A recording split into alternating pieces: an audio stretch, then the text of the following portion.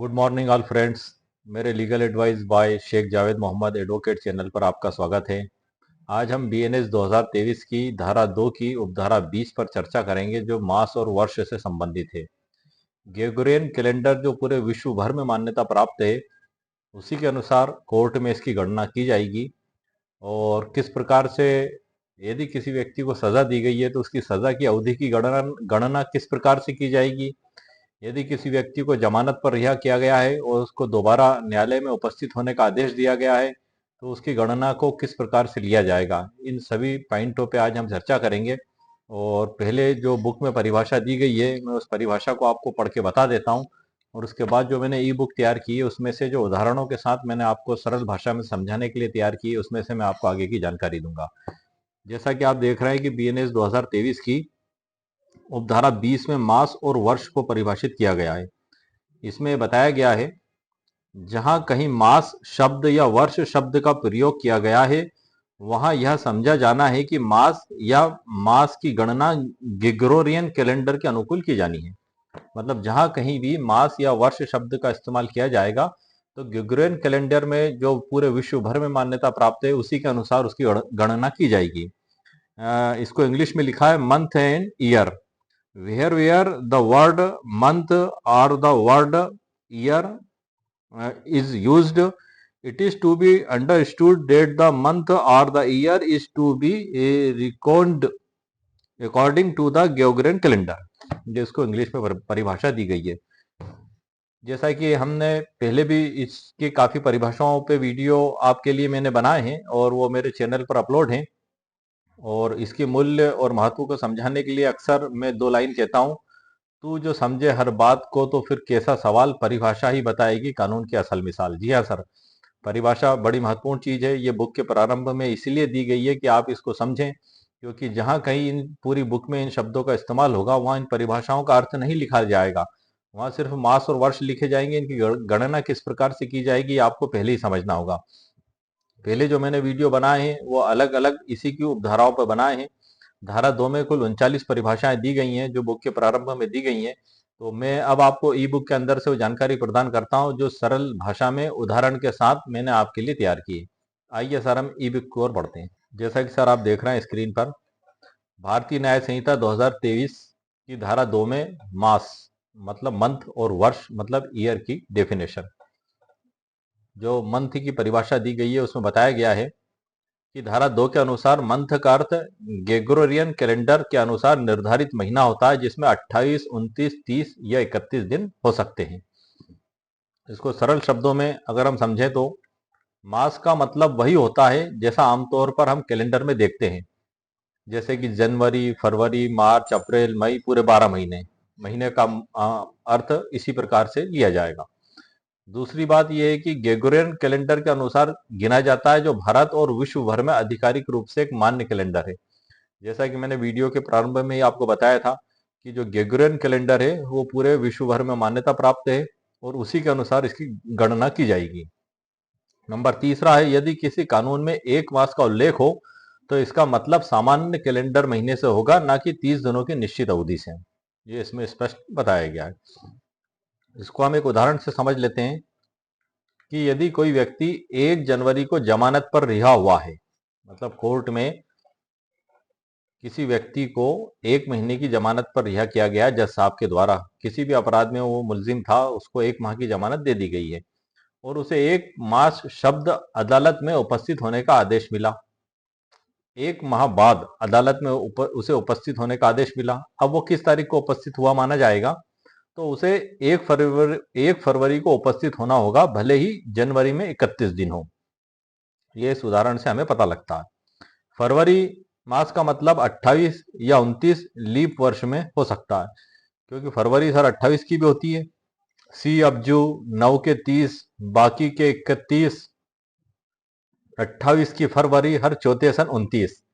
ये एक सरल और आसान फार्मूला है जो मैंने बचपन में याद किया था, जो मुझे अभी भी याद है महीनों की गणना करने के लिए। सी अपजू 9 के 30, बाकी के 31, 28 की फरवरी, हर चौथे सन 29।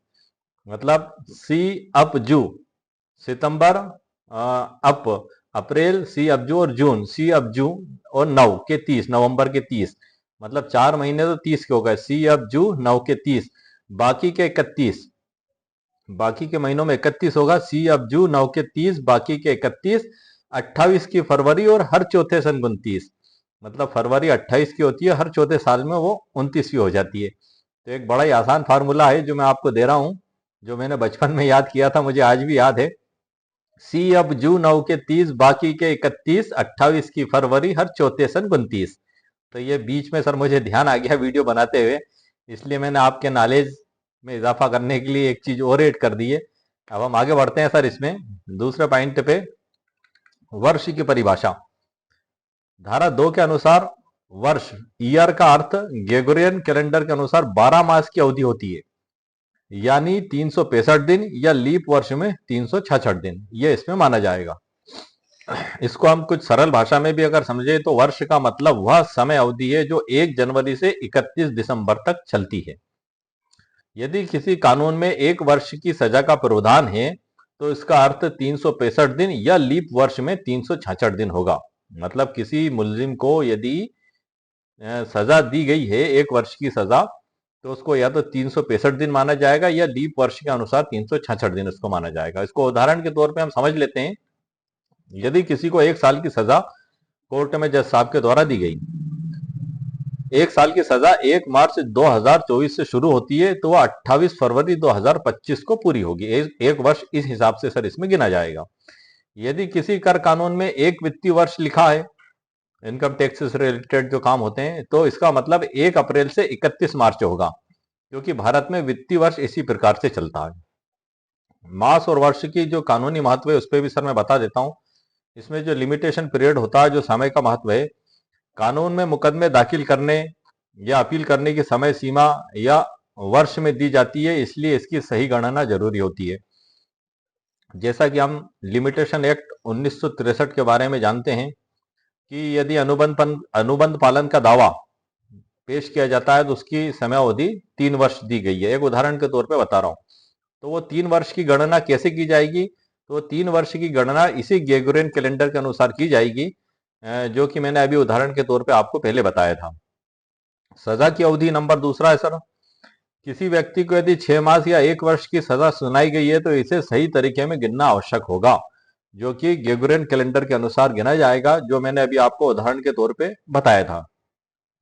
कर और वित्तीय मामलों में वर्ष का अर्थ क्या लिया जाएगा? वित्तीय वर्ष या कैलेंडर वर्ष के आधार पर तय किया जाता है, जिससे कर भुगतान और अन्य वित्तीय दायित्व इसमें निर्धारित होते हैं।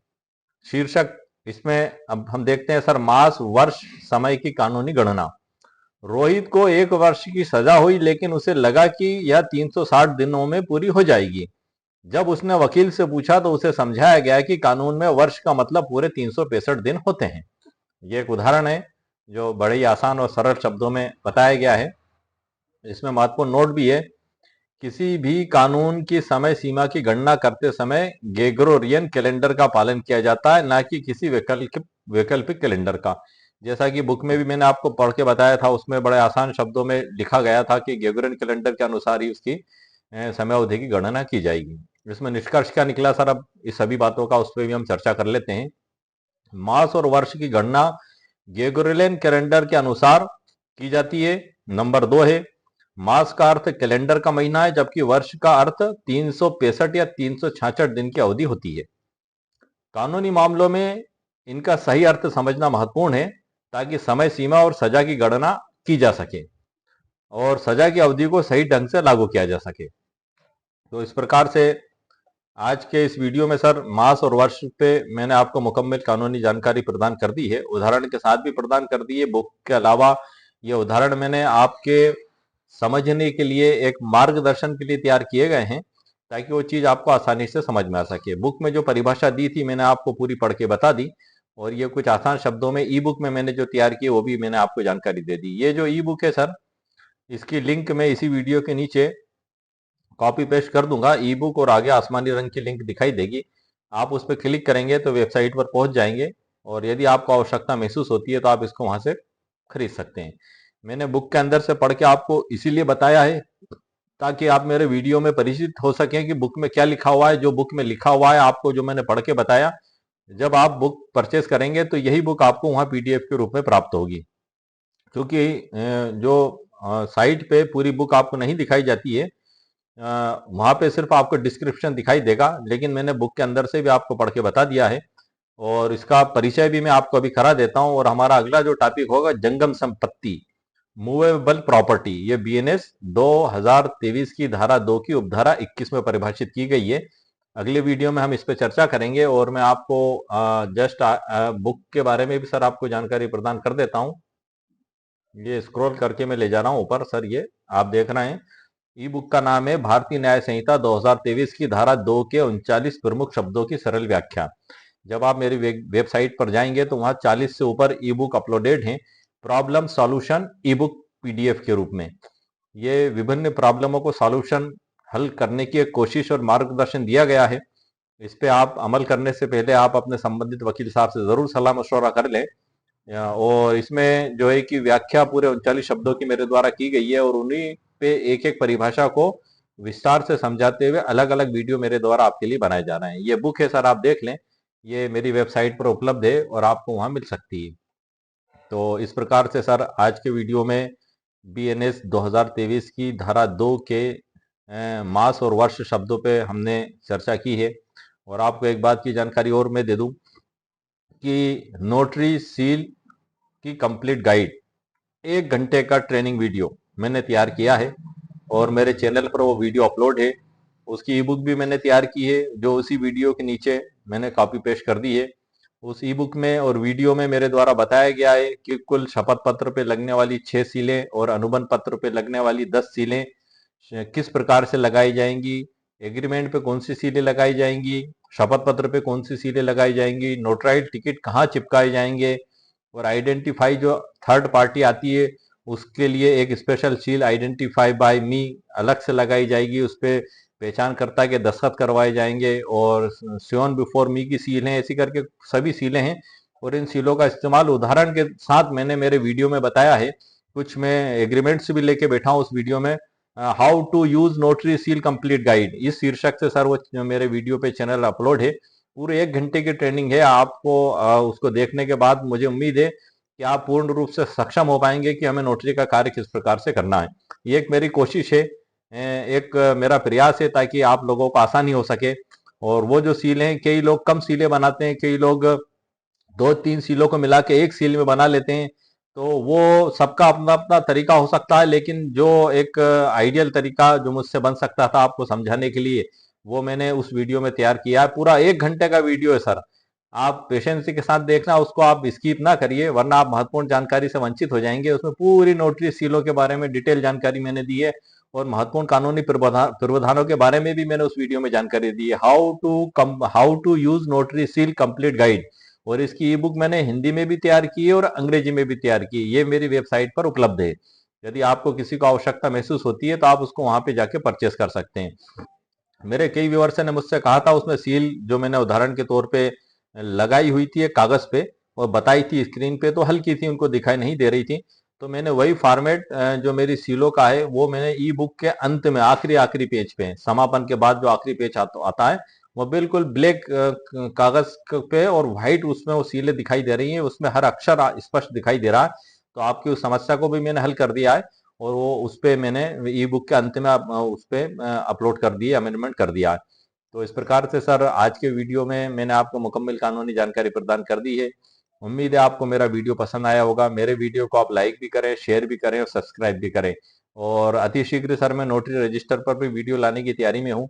और उस पे जो 11 कॉलम है उस पे काफी डाउट और कंफ्यूजन्स हैं, वो पूरे ही मैं क्लियर कर दूंगा। प्रारूप जो XV है उसी के अनुसार पूरे 11 कॉलमों को मैं आपको बताऊंगा और उसकी ई बुक भी मैंने तैयार कर ली है।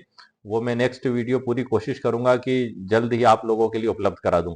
तो इस प्रकार से आपको सर उम्मीद है मेरा वीडियो पसंद आया। मेरे वीडियो को आप लाइक भी करें, शेयर भी करें और सब्सक्राइब भी करें। ओके, शुक्रिया, थैंक यू सर।